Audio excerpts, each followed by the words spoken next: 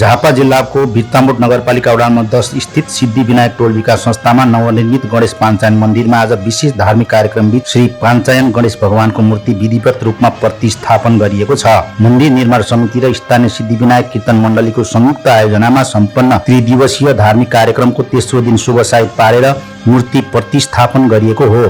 स्थानीय समाजसेवी स्वर्गीय महेश्वर गौतमको परिवारले दान स्वरूप प्रदान गर्नुभएको 7 दूर जग्गामा 2081 साल जेठ 3 गतेदेखि पाञ्चायन गणेश मन्दिर निर्माण कार्य सुरु गरिएको थियो। सोही स्थानमा मन्दिरसँगै सामुदायिक सभा हाल समेत निर्माण सम्पन्न भएपछि आज विशेष पूजा अर्चना गरी भगवान पाञ्चायन गणेशको मूर्ति स्थापना गरिएको मूर्ति प्रतिष्ठापन समिति तथा स्थानीय सिद्धिविनायक कीर्तन मण्डलीका अध्यक्ष पदम प्रसाद पाठकले जानकारी दिनुभयो। उहाँका अनुसार प्रतिष्ठापित मूर्तिको लागत मूल्य 98,170 रुपियाँ रहेको छ भने मूर्ति 27 किलो पित्तलबाट निर्माण गरिएको हो। मूर्तिमा करिब 2 फिट अग्लो गणेश भगवानको मूर्ति सहित अन्य 4वटा मूर्तिहरू समेत समावेश गरिएको उहाँले बताउनुभयो।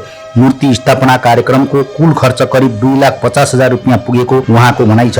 जग्गा दाता एकजना आदरणीय स्वर्गीय महेश्वर गौतमले दिएको जग्गामा हामीले एउटा सामुदायिक हल बनाएका छौँ सम्पूर्ण समाजलाई उपभोगको लागि। साथै यो नवनिर्मित मन्दिर गणेश पाञ्चायन भगवानको मूर्तिको प्रतिष्ठापन पूजा पाठ अस्तिको दिन हिजो र आज यो समारोह अथवा यो महोत्सव सकिने दिन विसर्जन गर्ने दिन हामीले सुरुवातमा जलासन गरायौँ। विधिवत रूपमा विविध कार्यक्रमका साथ हिजो हामीले रथ यात्रा गऱ्यौँ। तेलकानी पोखरीका मन्दिर परिसर, गरमकाली, बिर्ता बजार दुर्गा भगवती माता साथै विराट पोखर मनोकामना काली मन्दिरमा पनि हामी दर्शन गरेर आएर हिजोको कार्य गरेर आज समापनको कार्य यो पनि मूर्तिलाई आफ्नो ठाउँमा राखिसकेका छौँ। त्यसैगरी समितिकी उपाध्यक्ष गीता चापानाईले मूर्ति स्थापना भएपछि स्थानीयवासीमा धार्मिक उत्साह र खुसी छाएको बताउनुभयो। आज यो यत्रो भवन तथा मन्दिर गरेर मूर्ति स्थापना गर्न सम्म पुग्यौँ। विभिन्न बाधा अवरोधका बावजुद पनि हामी आज यहाँसम्म आएका छौँ। धेरै खुसी लागेको छ। मन्दिरमा भगवानको मूर्ति स्थापना भएसँगै टोलका सबै बासिन्दा अत्यन्त खुसी र उत्साहित भएका छन् उहाँले भन्नुभयो। सिद्धिविनायक गणेश पाञ्चायन भगवानको मन्दिर निर्माण समितिका अध्यक्ष गणेश प्रसाद मैनालीले मन्दिर तथा सभाहाल निर्माण कार्यमा हालसम्म करिब 10 लाख रुपियाँ खर्च भइसकेको जानकारी दिँदै सो सम्पूर्ण रकम स्थानीयवासीको सहयोग दान तथा सहभागिताबाट जुटाइएको बताउनुभयो। 40 घर प्रति पनि मेरो आभार छ।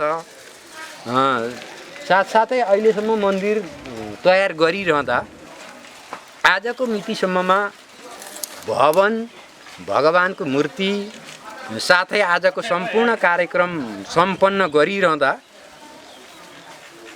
10 लाख हाराहारीको खर्च आएको हिसाब किताब मैले लगत्तै यही हप्ताभित्र बुझाउन तयार भइरहेको छु। त्रिदिवसीय धार्मिक कार्यक्रम अन्तर्गत पहिलो दिन मूर्ति संयम कार्यक्रम सम्पन्न गरेको थियो भने दोस्रो दिन मन्दिर परिसरबाट सुरु भएको कलश यात्रा तेलकानी पोखरी, विराट पोखरी, गरमकाली मन्दिर तथा मनोकामना काली मन्दिर परिसरको परिक्रमा गराइएको आयोजकले जनाएको छ। तेस्रो तथा अन्तिम दिन विधिपूर्वक पूजा अर्चना गरी भगवान पाञ्चायन गणेशको मूर्ति मन्दिरमा प्रतिष्ठापन गरिएको हो। मूर्ति प्रतिष्ठापन कार्यक्रम पण्डित होमनाथ घिमिरे, चिन्तामणी पोखरेल र कमल खनालले वैदिक मन्त्रोच्चारण सहित विधिपूर्वक सम्पन्न गराउनु भएको थियो। कार्यक्रममा स्थानीय समाजसेवी, विभिन्न धार्मिक सङ्घ संस्थाका प्रतिनिधि तथा स्थानीयवासीहरूको उल्लेख्य उपस्थिति रहेको थियो, जसले कार्यक्रमलाई थप भव्य र श्रद्धामय बनाएको थियो।